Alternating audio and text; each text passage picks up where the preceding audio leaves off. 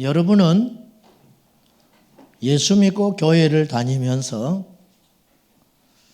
한두 번쯤, 아니 그 이상, 지금도 그런 생각을 하실 수 있는데 이런 생각과 갈등을 하시고 계실 겁니다. 교회를 옮겨야 하나, 그런 고민을 하시는 분들이 있을지 모릅니다. 여기도 한 두 분이 인상 쓰고 있는 걸 보니까 그럴 수 있는데, 또 혹은 제가 정확히 통계는 못 냈는데요, 한 번 이상씩 교회를 옮겨본 경험이 있으실 겁니다. 그건 큰 아픔이었고 상당히 힘든 일이기도 했었을 겁니다. 제가 학창시절에 예수님 만나고 객지로 신학을 하러 올 때 저희 시골 모 교회에 지금부터 수십 년 전에 어떤 일이 있었냐면은, 목사님이 새로 오셨는데 이 목사님이 너무 의욕이 많으셔가지고, 근데 절차가 무시되는 바람에 교회 이름을 상의 없이 바꿔버렸어요, 목사님이. 그전에도 그렇지 않아도 성도님들과 맞닥뜨리는 하는 것이 있었는데 이것이 시발점이 돼가지고 교회가 시끄러지기 시작했습니다. 한 분 집사님이 교회를 옮겼습니다. 수십 년 전 농촌 시골 교회에서 교회를 옮긴다는 건 상상할 수 없는 일이었습니다. 동네 가운데 있는 교회를 수십 년 다니던 분이 교회를 지나쳐서 옆에 있는 동네의 교회를 간다? 이분이 왜 교회를 옮기게 됐는가? 이것은 다 없어져 버리고 그분이 그 동네에서 몹쓸 사람이 돼버렸어요. 동네에 있는 교회를 놔두고 다른 교회를 다녀? 교회를 안 다닌 사람도 의리 없는 사람처럼 생각하는 거예요. 6개월 만에 다시 돌아왔어요. 옛날에는 그렇게 교회를 옮기거나 혹은 선택할 수 있는 그 조건이 많지 않았다, 그런 뜻이에요. 그러나 오늘 도시 속에서 문 밖에만 나가면 교회가 수백 개씩 있는데 교회를 옮기고 교회를 선택하는 것은 어찌 보면 일상화된 일이고 또한 대단히 중요한 문제가 됐습니다. 오늘날 교회가 없어서 옮기지 못하는 것이 아니고 갈 만한 교회가 없다, 이런 말을 들을 때마다 가슴이 아픕니다. 본의 아니게 제가 우리 교인 아닌 분들하고 상담을 많이 할 수 있게 됐는데 그분들의 모든 상담의 70, 80%는 교회를 옮길까요 말까요? 결국은 그 문제입니다. 저는 너무 마음이 아프고 힘이 듭니다. 오늘 설교는 대단히 불편한 이야기입니다. 그러나 중요한 이야기, 불편한 진실된 이야기, 오늘 여러분과 좀 해보려고 합니다. 오늘 제가 여러분을 만족시키거나 제 마음이 편하려면, 그리고 제 이미지를 잘 관리한다고 친다면 오늘 설교를 다른 방향으로도 할 수 있습니다.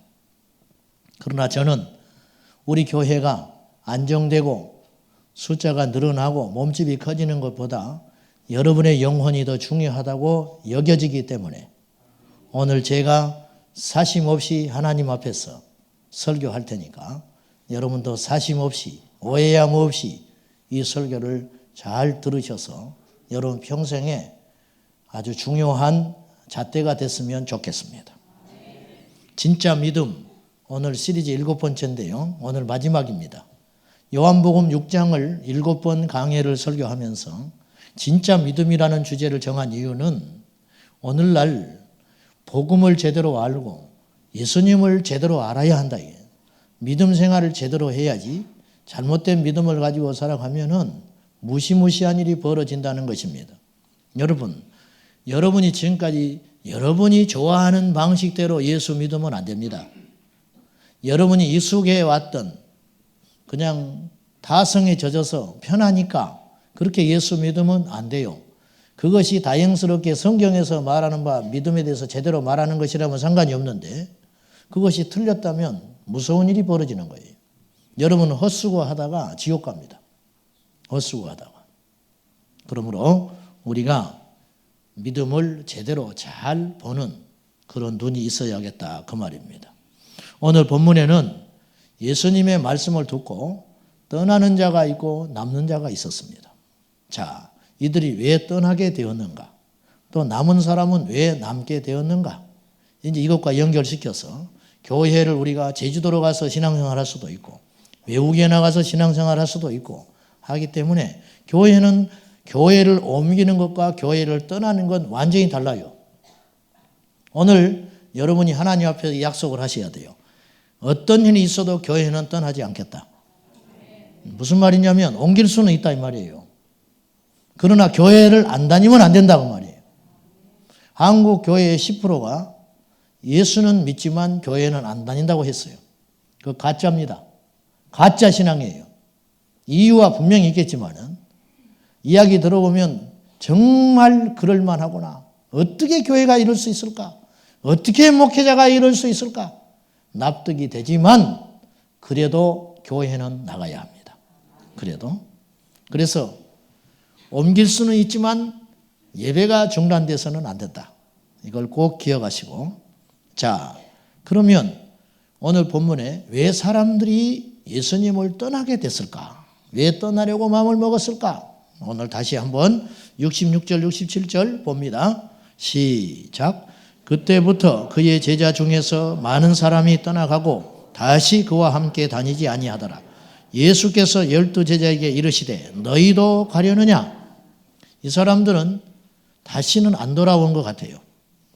다시는 예수님과 함께 다니지 아니하였다. 이때 이별이 영영한 이별이 됐어요. 그러면 이들이 왜 떠나게 됐는가? 이걸 우리가 알아봐야 하겠지요. 무엇 때문에 이들이 예수님을 떠나게 됐을까? 한 가지 분명한 전제. 예수님이 이들에게 상처를 줬다든지 예수님이 변질돼서 이들이 떠난 건 아닙니다. 100%. 그럼 왜 떠나게 됐는가? 이들이 문제점이 있는 거지요. 떠나게 된 이유가. 자, 어디서부터 틀어졌는지 봅시다. 다시 41절. 6장 41절. 전에 우리가 설교했어요.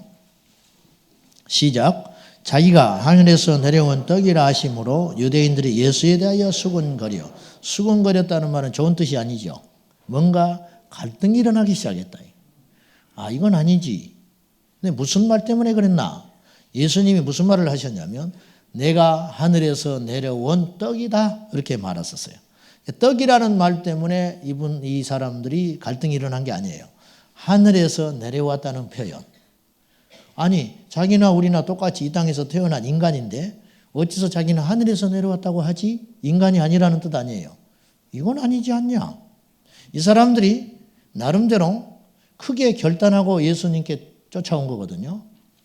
그 전날 예수님께서 큰 이적을 베풀어 줬어요. 오병이어의 기적. 물고기 2마리 떡 5개로 5,000명을 먹였습니다. 이거는 안진병을 일으킨다든지 소경이 눈을 뜬다든지 하는 그런 기적과는 차원이 다른 기적이에요. 창조의 기적. 엄청난 하나님만이 할 수 있는 기적. 그런 기적을 보고 이들이 속된 말로 예수님께 빠져버린 거예요. 그래가지고 배를 빌려 타고 직장도 안 나간 사람도 있었을 것이고 급하고 중요한 일도 뒤로 한 채 예수님을 따라서 강 건너까지 왔단 말이죠.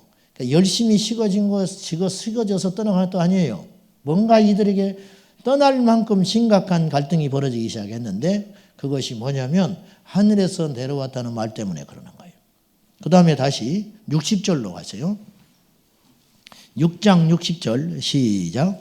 제자 중 여럿이 듣고 말하되 이 말씀은 어렵도다. 누가 들을 수 있느냐 한데 어렵도다라는 말도 이해가 안 된다. 이해가 안 됐으면 이들이 다시 질문했을 거예요. 다시 설명 좀 해주세요. 이해가 안 된다는 어려운 표현이 아니에요. 이 말은. 그리고 누가 들을 수 있느냐. 즉 누가 감당하겠냐. 이런 이야기를 누가 수용하겠냐. 누가 이런 말에 동의해 주겠냐. 그러면서 갈등이 생기기 시작했다는 거예요. 그래서 예수를 떠나기 시작했다는 거예요.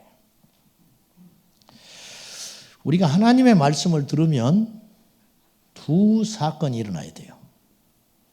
자, 이제 이 말씀이 참되다는 걸 전제하고 말씀드리는 거예요. 예수님이 참되시잖아요. 예수님이 하신 말씀이 잘못됐거나 오류가 있는 게 아니잖아요. 예수님은 진리를 이야기하신 거 아닙니까? 아멘? 진리를 들었는데 반응은 달랐다 이거예요. 어떤 사람은 남았고 어떤 사람은 떠나더라 이거예요. 자, 하나님 말씀을 들으면 우리 안에 두 가지 현상이 일어나는데 하나는 걸림. 예수님이 표현했어요. 이 말이 너에게 걸림이 되느냐? 넘어져 버리는 거예요. 이 사람들에게 용기를 주고 이 사람들에게 희망을 주는 것이 아니라 이 사람들을 마음을 힘들게 하고 넘어뜨려 버렸다는 거예요. 예수님의 말씀이 이 말이 너에게 걸림이 되느냐? 말씀을 들으면 넘어지는 자가 나와요. 또 하나 말씀을 들으면 찔리는 사람이 나와요. 찔리는 자는 회개합니다. 걸리는 자는 넘어지고 찔리는 자는 회개해요. 성경에 예수님이 똑같이 설교를 했는데 이 현상이 일어나요. 요한복음 8장에 보면은 예수님께서 유대인들과 논쟁을 하는 중에 나는 아브라함이 나기 전부터 있었다. 이 사실이거든요. 예수님은 원래 하나님이시기 때문에 아브라함이 창조되기 전부터 계셨어요. 그러면서 아브라함이 나를 볼 때를 기다리다가 나를 보고 기뻐하였노라. 그러니까 이 유대인들이 분노했어요. 아브라함을 모욕한다 이거예요. 당신이 얼마나 대단한 선지자인지는 모르나 시간적으로 아브라함은 우리 조상 아브라함은 2000년 전에 이 땅에 태어났던 분인데 당신은 이제 50세도 안 돼 보이는데 어째서 아브라함이 나기 전부터 있다고 하는 모욕적인 말을 하느냐 그러면서 분노해가지고 돌을 들어서 치려고 할 때 예수님이 가십니다. 이제 이 말씀을 듣고 이들이 걸려든 거예요. 넘어져 버렸다고 말이죠. 그리고 오히려 이 사건 때문에 이들은 예수님을 도무지 더 따르지 않게 돼버린 거예요. 그래서 나중에는 미워하게 되고 예수님을 죽이게 됐어요. 요한복음 4장에 보면은 예수님이 사마리아 수가성에 갑니다. 거기서 우물가에서 물을 마시다가 한 여인을 만나요. 의도적으로 만난 거예요, 사실은. 이 여인에게 예수님이 말을 겁니다. 여자가 삐딱해요. 마음에 상처가 있었어. 유대인으로서 왜 우리한테 말을 겁니까? 당신들 잘났는데 당신들이 개처럼 생각하는 사마리아 여자한테 별 볼 일 없는 나한테 왜 말을 겁니까? 내가 그렇게 이뻐 보입니까? 그렇게는 안 써 있지만은 왜 우리한테 말 거요? 당신 똑똑하고 잘난 유대인들인데 예수님께서 이렇게 말하세요. 가서 네 남편 좀 데려와 봐라. 내 남편 없어. 그렇게 말하니 예수님께서 네 말이 맞다. 네가 5번째 남편하고 살다가 최근에 6번째 사람과 살고 있으니 네가 남편이 없다는 말도 네 양심적으로 맞는 소리다. 굉장히 불쾌한 소리일 수 있어요. 찔렸어요, 그 말이. 걸림이 아니고 찔림. 그때 이 여인이 무너졌습니다. 당신이 선지자군요. 그러면서 어떻게 하면 좋겠습니까? 이게 이제 회개하는 거예요, 회개. 그리고 이 여인이 물동이를 집어던져 버리고 자기 집으로 돌아갑니다. 그리고 이 여인이 새로운 인생이 시작이 돼요. 예수님을 만나면 2000년 전에 그렇듯이 오늘도 역시 예수님은 살아계셔서 예수 그리스도를 만나면 튕겨나가든지 붙든지 살든지 죽든지 예수를 비판한 자가 되든지 추종자가 되든지 제자가 되든지 다시 세상으로 가든지 둘 중에 하나만 일어난다고 말이에요. 예수 그리스도를 2000년 전에 만난 사람은 반드시 선택을 강요받았어요. 부자 청년이 예수님께 나왔습니다. 네가 어렸을 때부터 율법을 지켰느냐? 예, 지켰습니다. 자신이 있었어요. 실제로 지켰어요. 거짓은 아니에요. 그래? 그러니 너에게 한 가지 부족한 것이 있구나. 이 사나이가 자신이 있어서 덤벼들었습니다. 내가 그 어려운 율법을 어렸을 때부터 금욕하고 절제하며 지켜왔는데 뭘 내가 못하겠냐? 자신이 있었어요. 뭡니까? 네가 재산이 많은데 그거 다 가난한 자들에게 팔아버리고 나 따라와라. 그거는 못해. 그건 그렇게 말할 줄 몰랐어요. 이게 굉장히 중요한 겁니다. 예수님께 나올 때 우리가 생각하는 것이 있어요. 아, 교회는 이런 걸 요구하겠지. 성경은 이렇게 말하는 것이겠지. 짐작하고 교회 와요. 그 짐작이 틀렸어요. 성경은 우리가 생각하는 것보다 훨씬 극단적입니다. 신앙은 취미가 아닙니다. 선택의 갈림길. 예수님을 만난 사람은 전부 선택해야만 했어요. 이 땅을 선택할래? 하나님 나라 선택할래? 제자가 될래? 떠날래? 돈을 선택할래? 아니면 나를 따를래? 너희가 나를 따라오려거든 자기를 부인하고 부정하고 제 십자가를 지고 날마다 나를 따르라. 그 말을 딱 들었어요. 결정해야 해요. 나를 부인한다? 그럼 앞으로 내 계획은 없어지는 거예요. 십자가를 진다? 죽을 수도 있다는 말인데 죽기를 각오하고라도 주님 이분을 따라야 되나? 이제 결정해야 하는 거예요. 결정. 여러분, 정상적인 교회라면 그리고 그 영혼이 하나님의 택함을 받은 자라면 말씀을 듣고 마음에 거룩한 갈등이 일어나야 되는 거예요. 예를 들어 봅시다. 제가 앞으로 1년 동안 예배 시간마다 술 먹지 마라. 제가 계속 설교했다고 쳐요. 그러면 여러분은 두 종류의 하나로 구분돼야 돼요. 안 먹는 사람은 상관없지만 그 말씀을 듣고 계속 갈등을 하면서 도저히 교회 못 다니겠다 이제. 저 목사는 맨날 그 소리만 해. 그리고 떠나버리든지 아니면 찔림을 받아서 술을 끊든지 둘 중에 하나. 개 키우지 마라. 여러분은 갈등을 해야 돼요. 저희는 무슨 개하고 연수졌나? 계속 저런 말을 왜 하지? 그러면서 불쾌해서 떠나든지 개 키우는 걸 포기하든지. 본질은 아니죠. 그게. 개 키운다고 지옥 가진 않아. 술 먹는다고 지옥 가진 않아. 그러나 우리가 하나님 앞에서 말씀을 들으면 우리는 끊임없이 뭔가 거룩한 갈등, 살리는 고민, 그것이 일어나야 한다는 거예요. 우리가 교회를 옮길까 말까 그런 갈등을 할 때 두 가지의 가정을 해볼 수 있어요. 첫째는 오해 하나 하지 마세요. 오늘 본문에 예수를 떠난다는 말이 교회를 떠난다 그런 말 아닙니다. 우리 교회만 교회다. 절대 그런 뜻 아닙니다.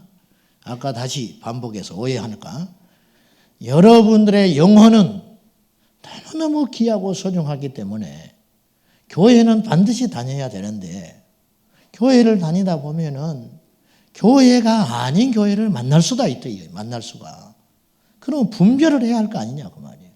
그 분별에 대한 가이드. 오늘 이 본문에 나왔기 때문에 그걸 우리가 평생의 여러분의 신앙의 지침이 돼야 한다고 말이에요. 교회를 옮길까 말까 갈등이 일어날 때 우린 두 가지 가정을 해볼 수 있어요. 첫째는 교회가 내가 다니는 교회가 잘못됐어요. 변질됐다든지 내가 처음에 와서 교회를 다닐 때는 그렇지 않았는데 이상해졌든지 아니면 원래 이상했는데 내가 이제 안 거예요. 그런 일이 있을 수 있죠. 교회가 잘못됐다 그 말이에요. 그럼 어떻게 해야 돼요? 100% 뒤도 돌아보지 않고 나가야 돼요. 나가야 합니다. 내가 여기 전 재산을 들여서 교회를 세웠어요. 그래도 나가야 돼요. 여기 내가 수십 년 동안 인간관계를 구축해 놨어요. 그래도 가야 돼요. 살기 위해서 가야 되는 거예요. 그 교회를 계속 다니면 지옥 가니까. 이게 굉장히 유치하고 극단적인 이야기지만 사실이에요. 저는 무식해서 이렇게밖에 말 못해. 어떤 저하고 아주 잘 아는 권사님이 다른 교회에 다니세요. 그분이 하루는 한 전화를 2시간 해서 기가 떨어지는 줄 알았어요. 근데 이분의 이야기를 들어보니까 상당히 심각해요. 그래서 내가 말 끝에 그랬어요. 권사님, 그 정도 되면 교회를 옮기시오. 권사님 말 들어보니까 그거는 교회도 아니네. 그 교회 다녀서는 안 되겠네, 내가. 이제 옮기세요, 그러면. 그랬더니 못 옮긴다는 거예요. 그래서 내가 하는 말이, 아니, 그렇게 심각한 문제가 있고 엉망인데 왜 그 교회를 못 옮깁니까? 권사님 살려면 옮겨야지요. 그랬더니 아들내미 장가가 그러는 거예요. 그래서 순간 내가 당황을 했어요. 아들 장가간 거하고 교회를 못 옮기는 거 무슨 상관이 있어? 그랬더니 그동안 뿌려놓은 게 얼만데? 그러는 거예요. 그동안 뿌려놓은 게 너무 많다는 거예요. 결혼식에 쫓아다니고 돌잔치에 쫓아다니고 애경사에 쫓아다니면서 뿌려놓은 게 너무 많은데 내 아들 장가갈 때 거둬들여야 된다. 그런 뜻이에요. 제가 그랬어요. 다시는 저한테 전화하지 마세요. 이런 문제로. 2시간 동안 헛수고한 거예요, 제가. 다시는 전화하지 마시오. 이런 말로. 그리고 이제 전화를 마쳤지요. 이게 이 땅의 그리스도인의 상태예요. 이 종교의 영. 생명을 잃어버렸다는 거예요. 비난하려는 게 아니고 현실을 이야기하는 거예요. 현실. 여러분이 갈등하고 있다면 무엇 때문에 갈등한지 잘 보라고 말이에요. 무엇 때문에 갈등을 하는지. 두 번째 가정할 수 있는 게 있죠. 교회는 온전히 진리 가운데 정상인데 본인이 못 견딜 수 있어요. 그때는 어떻게 해야 하냐면 죽기 살기로 붙어 있어야 돼요. 여러분, 기분 나빠서 교회 옮기면 안 돼요. 왜냐하면 그래서 옮기면 좀 지나면 또 기분 나쁜 일이 생기기 때문에 그래요. 그곳에 가면 또 기분 나쁜 일이 생겨요. 처음에 가면 다 좋아요. 우리 교회도 지금 그러는 분들이 여럿 있는데 처음엔 좋다 하다 요새는 좋다는 소리 안 해요. 이제 쓴맛을 보기 시작한 거예요. 맞아요. 그거 정상이에요. 별것도 없어요, 우리 교회. 보십시오. 교회는 정상인데 왜 자꾸 갈등이 일어날까? 그러면 그 문제는 나한테 있는 거예요. 100% 나한테 있는 것이죠. 그럼 어떻게 하냐? 교회를 바꾸려고 하지 마라. 내가 바꿔야지. 병원에를 갔는데 병원에 가서 병을 고치려고 병원에 갔는데 안 나요, 병이. 아무리 오랫동안 병원을 다녀도. 이유가 있겠지요. 둘 중에 하나. 병원의 처방이 잘못됐든지 아니면 내가 병원에서 시킨 대로 치료를 안 받는 거예요. 병원에 갔더니 의사가 반말을 하는 거예요. 젊은 사람이. 기분 나빠 못 다니겠단 말이지. 이런 병원이냐, 돈 내고 뭐 하는 짓이야. 가지고 병원을 전전하다가 죽었어요. 알고 봤더니 그 병원에만 나를 고칠 수 있는 방법이 있었어요. 근데 기분 나빠서 안 가버렸어요. 그건 어리석은 것이죠. 병원에 갔더니 고향 사람이야. 의사가 얼마나 친절한지 몰라. 근데 죽어버렸어요. 무슨 말인지 아시죠? 무슨 말인지. 교회는 감정 따라 믿으면 안 됩니다. 다니면 안 돼요. 교회는 다녀주는 곳이 아니에요. 영적인 생사를 넘나드는 전쟁터예요. 교회는 치열한 곳입니다. 마귀가 흔들어대는 곳이에요. 자, 첫째, 그러면 교회를 기준이 있어야 할 거 아니에요. 기준. 옳고 그름의 기준. 멀다 가깝다 좋다 나쁘다 그런 피상적인 소리가 아니라 그 교회만이 갖고 있는 하나님께서 원하시는 기준이 무엇이냐. 어느 성경에 그 두 가지를 이야기해 주는 거예요. 다시 68절 봅시다. 자, 시작. 시몬 베드로가 대답하되 주여 영생의 말씀이 주께 있사오니 우리가 누구에게로 가오리까? 예수님께서 너희도 갈래? 붙들기 위함이 아니에요. 예수님은요, 군중을 동원하려면 얼마든지 할 수 있어요. 몇 가지 표정만 보여주면 수십만도 모일 수 있어요. 우리하고는 달라요, 주님은. 그러므로 주님이 떠나가는 것이 애석해서 묻는 게 아니에요. 이들의 상태를 구분해 보려고 하는 거예요. 너희도 갈래? 베드로가 영생의 말씀이 여기 있는데 어디로 갑니까? 베드로는 눈이 떠졌어요. 자, 첫째 기준, 교회는 영생의 말씀이 있어야 한다. 즉 베드로의 이 말은 무슨 말이냐면 예수님이 하신 말씀이 나에게 영생인데 지금 예수님이 하신 말씀대로 살고 믿으면 내가 천국은 가는데 어디로 갑니까 내가? 이런 말씀을 어디 가서 듣습니까? 누가 나를 천국에 데려다 줍니까? 누가 나에게 영생을 줍니까? 예수님을 따라다님으로 손해가 오고 불이익이 오고 고통이 와도 예수님 뭐라 쳐도 뭐라 내도 저는 안 떠납니다. 지금 그런 각오가 되어 있는 거예요. 어째서 이런 일이 일어났을까? 베드로는 주님이 택한 자이기 때문에 그러는 거예요. 사도행전에 보면 무시무시한 말이 나와요. 구원받기로 작정된 자는 다 믿더라. 구원받기로 작정됐기 때문에 하나님의 말씀이 들리기 시작하고 말씀이 분별이 되기 시작하고 어떤 것이 중요하고 중요하지 않는지 알게 됐다는 거예요. 이건 하나님의 은혜라. 할렐루야. 하나님이 택하셨다. 그러므로 자랑할 것도 없고 내세울 것도 없고 좌절할 것도 없다. 그런 말이에요. 교회는 첫째 가장 중요한 기준이 뭐냐? 그 교회가 진짜냐 가짜냐를 구분할 수 있는 가장 중요한 거. 그 교회를 다니면 천국 가야 한다 이거예요. 근데 그 교회를 가면 천국을 못 가게 생겼어요.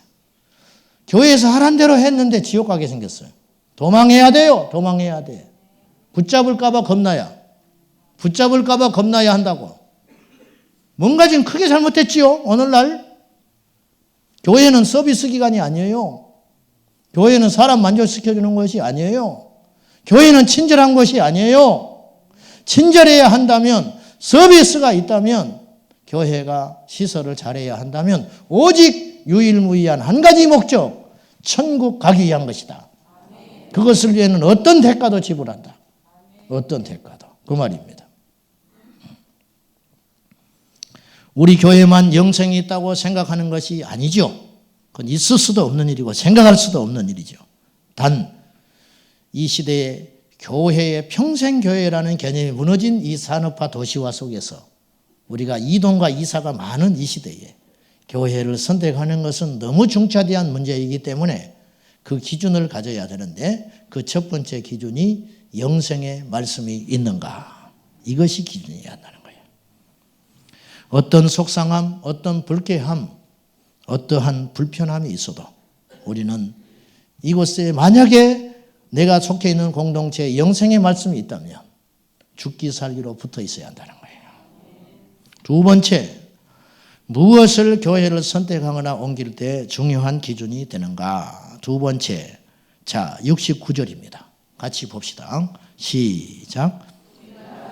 하나님의 거룩하신 자이신 줄 믿고 알아사옵나이다. 무엇이냐? 예수님을 증거하는 교회인가. 베드로는 예수님을 보고 하나님이 보내신 거룩한 하나님의 아들인 걸 알고 믿었다고 말해요. 정확히 예수님을 본 거예요. 교회를 다니면 교회에서 믿음 생활을 할수록 무엇이 또렷하게 드러나야 하냐면 예수 그리스도. 예수가 또렷하게 드러나야 돼요. 근데 자꾸 사람만 드러나요. 자꾸 무슨 프로그램만 보여요. 그거는 아닌 거예요.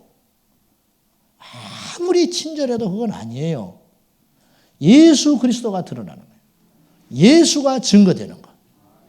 예, 베드로는 예수님이 어떤 분인지를 정확히 알게 됐어요. 그래서 난 못 떠난다는 거예요. 이분을 떠나서 내가 어디로 가냐는 거예요. 자, 예수가 증거돼야 되는데 더 중요한 문제가 있어요. 어떤 예수를 증거하냐가 중요해요. 어떤 예수? 병 고쳐주는 예수가 아니에요. 나에게 성공을 갖다 주는 예수가 아니에요. 하나님의 아들 예수 그리스도. 그 예수를 전해 듣고 그 예수를 바로 알 수 있게 해주는 공동체가 살리는 교회다. 은사가 임하고 예언이 임하고 이 시대에 뭐 대단한 역사가 일어나는데 예수가 없다. 뒤돌아볼 것도 없어요. 기도로 할 것도 없어. 바로 도망가야 돼. 죽기 살기로 도망가야 돼.